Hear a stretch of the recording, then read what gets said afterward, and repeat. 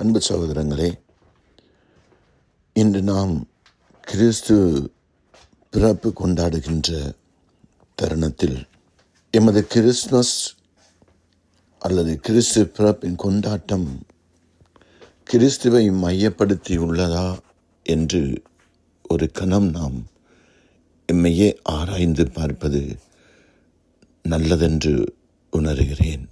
இன்று உலகத்தில் அநேகர் கிறிஸ்து பிறப்பு கொண்டாடுகிறார்கள். ஏன் உலகமே கொண்டாடுகிறது. ஆனால் எங்கும் கிறிஸ்துவை காணவில்லை. கிறிஸ்து இல்லாத கிறிஸ்து பிறப்பு கொண்டாட்டம் அரங்கேறிக் கொண்டிருக்கின்றது.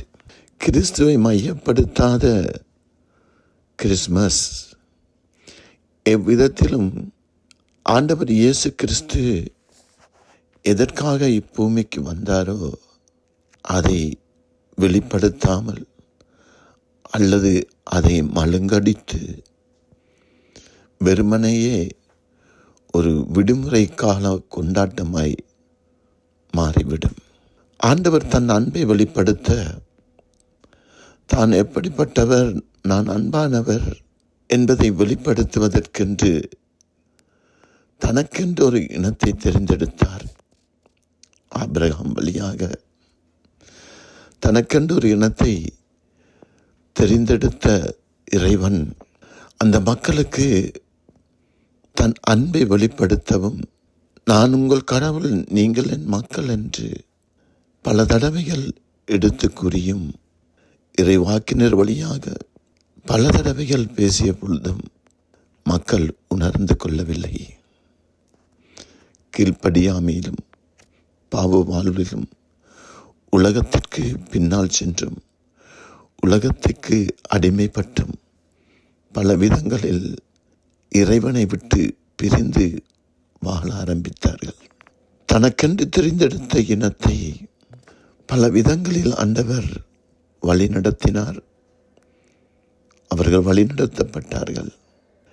எப்பொழுதெல்லாம் ஆபத்து வந்ததோ, துன்பம் வந்ததோ, கஷ்டங்கள் வந்ததோ, எப்பொழுதெல்லாம் அவர்கள் கடவுளை நோக்கி பார்த்தார்களோ, இம்மக்கள் செய்யும் தவறுகளையும் பாவத்தையும் பொருட்படுத்தாது மனமிறங்கி உதவினார் என்பதை நாம் வேதாகமத்தில் பார்க்கின்றோம்.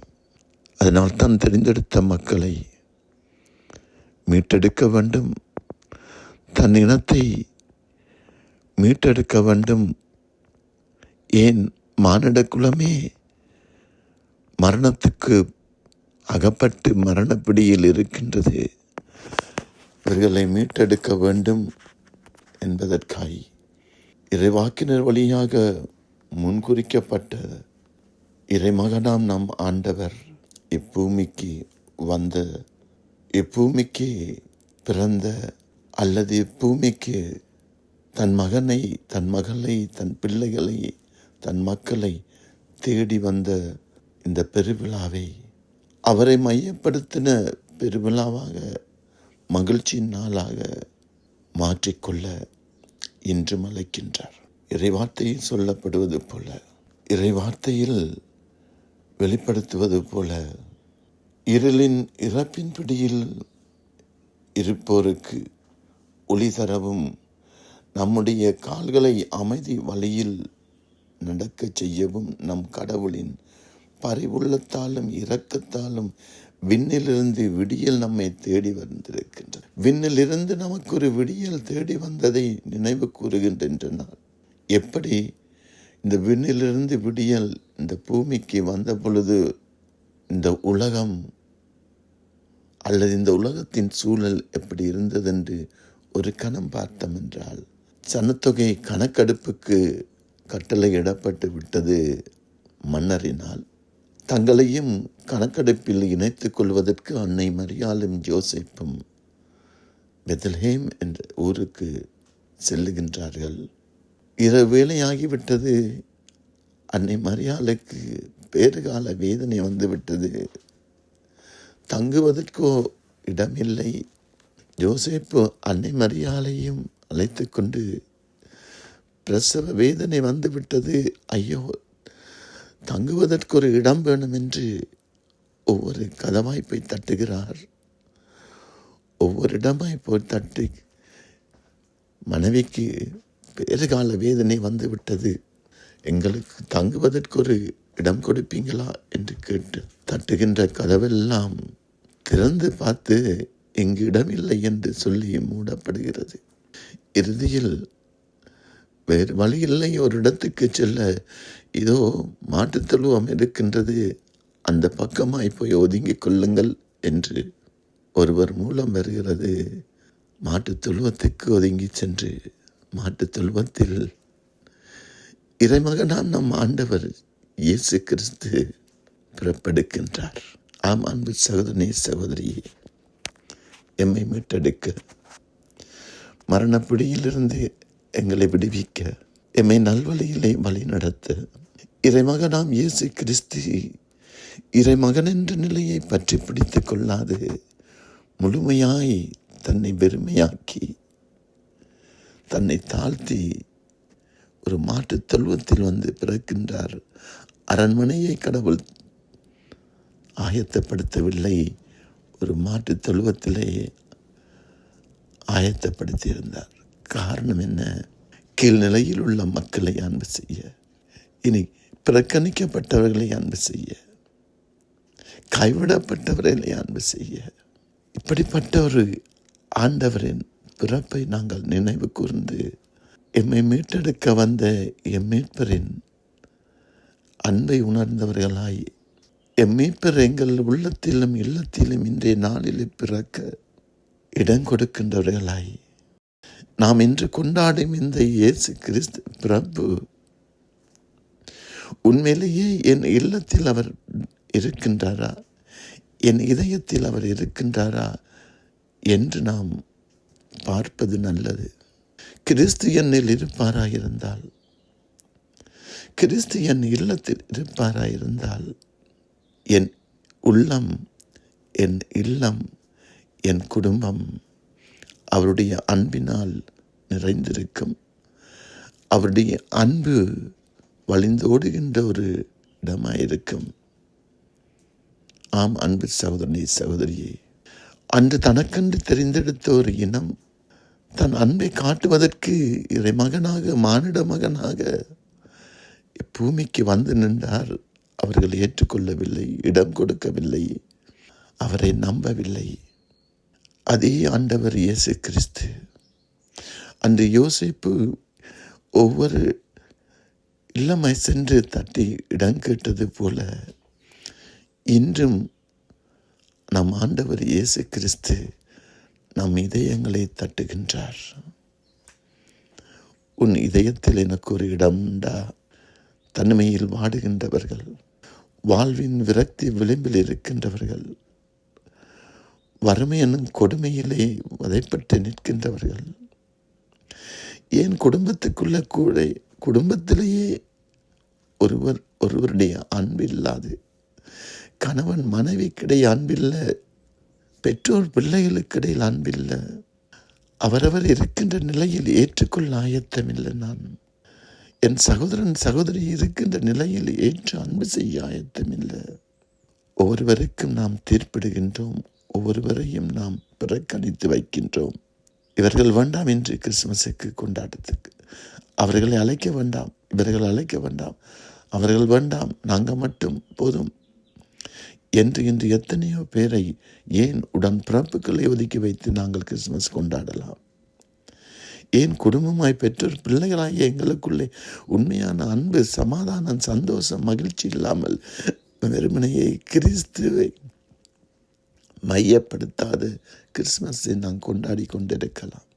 ஆனால் கிறிஸ்தவராகிய எம் வாழ்வில் கிறிஸ்துவை மையப்படுத்திய கிறிஸ்துமஸா இன்றைய நாள் மலரவும், இன்றைய நாள் மகிழ்ச்சிகரமான நாளாயிருக்கவும், கிறிஸ்து என்னில் வாழுகிறார், கிறிஸ்துவின் அன்பு எனக்குள் இருக்கின்றது என்பதை நான் உணர்ந்தவனாய், நானும் ஒரு கிறிஸ்துவாக இன்று எல்லோரும் திருப்பலிக்கு சென்று விட்டு வந்தோம். நற்கருணை வடிவால் எனக்குள் அந்த கிறிஸ்து வந்திருக்கிறாரே, அந்த கிறிஸ்துவின் அன்பு, அந்த கிறிஸ்துவின் பார்வை, அந்த கிறிஸ்துவின் மன இரக்கம், அந்த கிறிஸ்துவின் பரிவுள்ளம், அந்த கிறிஸ்துவின் தாழ்மை, அந்த கிறிஸ்துவின் பலியாகுதல், இவை அத்தனையும் எனக்குள்ளும் இருந்து வெளிப்பட வேண்டும். ஆகவே அன்பு சகோதரனே, சகோதரியே, இன்று கிறிஸ்துமஸை நாங்கள் கொண்டாடுகின்றோம். கிறிஸ்துவின் பிறப்பு, அவர் இந்த பூமிக்கு வந்ததை நாங்கள் மகிழ்ச்சியோடு கொண்டாடுகிறோம். நிச்சயமாய் மகிழ்ச்சியோடு சந்தோஷமாய் எல்லோருமாய் நாங்கள் குடும்பமாய் இணைந்து கொண்டாட வேண்டும். எமக்கு ஒரு மீட்பர் வந்துவிட்டார். அவர் இந்த உலகத்தினால் புறக்கணிக்கப்பட்டு சிலுவிலே அறையப்பட்டு கொல்லப்பட்டார். அந்த மரணத்தால் வென்று உயிர்த்தெழுந்து இன்றும் உயிர் வாழுகிற கிறிஸ்து என்னையும் உங்களையும் பெயர் சொல்லி அழைத்து எங்களை இதயத்திலே வந்து குடிகொள்ள வாசம் பண்ண விரும்புகின்றார். ஏனென்றால் என்னூடாக, என் குடும்பத்தினூடாக மற்றவர்களுக்கு தன் அன்பை வெளிப்படுத்த என்று அவரை மையப்படுத்திய கிறிஸ்துமஸாய் என் கிறிஸ்துமஸ் மாற வேண்டும். இயேசுவின் பிறப்பு நானும் என் வீட்டாரும் மகிழ்ச்சியோடு கொண்டாடுகின்ற இந்த வேளையில் நாம் எமக்குள்ளதை, எம் வாழ்வை மற்றவர்களோடு பகிர்ந்து மற்றவர்களுக்கும் கிறிஸ்துவை வெளிப்படுத்தி அன்பை ஊற்றி அனைவருமாய் கிறிஸ்துவை வெளிப்படுத்த ஆயத்தமாவோம். குடும்பத்திலே இன்று யாராவது கோபத்தோடு இருக்கிறார்களா? கோபத்தோடு வைத்திருக்கிறீங்களா? கோபம், அவர்களோடு கதைக்கிறதில்லை, பேசுறதில்லை, அவங்க இன்றைக்கு வரமாட்டாங்க, இல்லாட்டி அவங்க வேணாம்னு இப்படி யாரையாவது ஒதுக்கி வைத்திருக்கிறீங்களா? அன்பு சகோதரனே, சகோதரியே, தயவு செய்து தொலைபேசியில் அழைத்து உங்களுடைய அன்பை காட்டுங்க, மன்னிப்பை கொடுங்க. பிறர் குற்றத்தை நான் மன்னிப்பது போல என் குற்றத்தை மன்னியும் என்று ஆண்டவரிடம் செவிக்கிறோமே. நாங்கள் எவ்வளவு மன்னிக்கின்றோம் அவ்வளவு தான் நான் மன்னிக்கப்படுவேன். யாரெல்லாம் ஒதுக்கி வச்சிருக்கிறீங்க? யாரோடு காலாகாலமாய் பேசாமல் இருக்கிறீங்க? அவர்களோடு இன்று தொடர்பை ஏற்படுத்துவோம். அவர்களோடு இன்றைக்கு நல்ல உறவை ஏற்படுத்த விரும்புவோம். கிறிஸ்துவின் அன்பை வெளிப்படுத்துவோம், பலியாகுவோம், தாழ்த்துவோம். எம்மை தாழ்த்தி மற்றவர்கள் என்ன நினைத்தால் என்ன, நான் ஒரு கிறிஸ்துவாய் மாறுகிறேன் என்பதை உணர்ந்தவனாய் அன்பு காட்டுவோம். அன்பு சகோதரனே, சகோதரியே, தனிமையில் இருக்கின்றார்கள் என்று நினைக்கின்றீங்களா? யாராவது அவர்களை தேடி போவோமா? குடும்பங்கள் பிரிந்திருக்கின்ற குடும்பங்களை நினைக்கின்றீங்களா? அந்த குடும்பங்களோடு உறவை ஏற்படுத்துவோமா? இன்றைக்கு கணவன் மனைவிக்கிடையே பிரச்சனை, பெற்றோர் பிள்ளைகளுக்கு பிரச்சனை, ஒற்றுமையாக முடியவில்லை, ஒன்றாயிருக்க முடியவில்லை, ஒன்று சேர முடியவில்லை. ஆண்டவரின் அன்பின் வெளிப்படுத்த மற்றவர் பலியாக வேண்டும், மற்றவர் வர வேண்டும் என்று எதிர்பார்ப்பதை விடுத்து நான் பலியாகிறேன் என்று பலியாகுவோம் என்று உண்மையான கிறிஸ்துமஸாய் மாற்றுவோம். கிறிஸ்து எதற்காக நம்மை தேடி வந்தாரோ அந்த பிறப்பை அர்த்தமுள்ள பிறப்பாய் மாற்ற நாம் ஒன்றிணைவோம், ஒன்றாயிருப்போம். அவருடைய பிள்ளைகளாய் குடும்பமாயிருந்து அவருடைய அன்பில் நிறைந்தவர்களாய் அவருடைய அன்பில் கலை கூர்ந்து நாம் கொண்டாடுவோம். சகோதரங்களே, கண்களை மூடி ஆண்டவர் சமூகத்தில் ஒரு கணம் நிற்போம். அன்பும் இரக்கமுள்ள ஆண்டவரே, உமது பிறப்பு கொண்டாட்டத்தில் இணைந்திருக்கின்ற, ஆயத்தமாகிக் கொண்டிருக்கின்ற அல்லது கொண்டாடி கொண்டிருக்கின்ற எம்மை உம் சமூகத்தில் நிறுத்துகின்றோம். உம்மை போன்று அன்பு செய்யும் வரம் எமக்கு வேண்டும் ஆண்டவரே. உம்மை போன்று பலியாகும் வரம் எமக்கு வேண்டும் ஆண்டவரே. உம்மை போன்று அனைவரையும் ஏற்று அரவணைக்கும் வரம் எனக்கு வேண்டும் ஆண்டவரே. உம்மை போன்று மற்றவர்கள் மீது பரிவுள்ளம் கொள்ளும் வரம் வேண்டும் ஆண்டவரே என்று ஆண்டவரை பார்த்து நிற்போம்.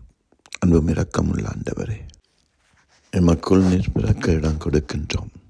யார் யாரெல்லாம் அன்பு செய்ய முடியாமல் இருக்கின்றோமோ இன்றைய நாளில் அன்பு செய்ய நான் ஆயத்தமாகிறோம். உமது அன்பினால் மற்றவர்களை அன்பு செய்யவும், ஏற்றுக்கொள்ளவும், மற்றவர்கள் மீது பரிவு கொள்ளவும், இரக்கம் காட்டவும் இன்றைய நாளில் நானும் என் வீட்டாரும் எம்மை தாழ்த்துகின்றோம், எம்மை ஒப்புக் கொடுக்கின்றோம் ஆண்டவரே. என்னையும் என் வீட்டாரையும் என் உறவுகளையும் எங்கள் குடும்பங்களையும் உமது அன்பினால் நிறைத்து நீர் எமக்கு தந்த நிலையான சமாதானம், அமைதி, மகிழ்ச்சி, நம்பிக்கையினால் நாம் நிறைவு பெற்றவர்களாய் மற்றவர்களையும் எம்மோடு இணைத்து உம் அன்பை பகிர்ந்து கொள்ள தொடர்ந்து எங்களை வழி நடத்தும். இயேசு கிறிஸ்துவின் இனிய நாமத்திலே ஆமேன். அன்பு சகோதரங்களே, உங்கள் அனைவருக்கும் எனது இனிய நத்தார் வாழ்த்துக்கள். ஆமேன்.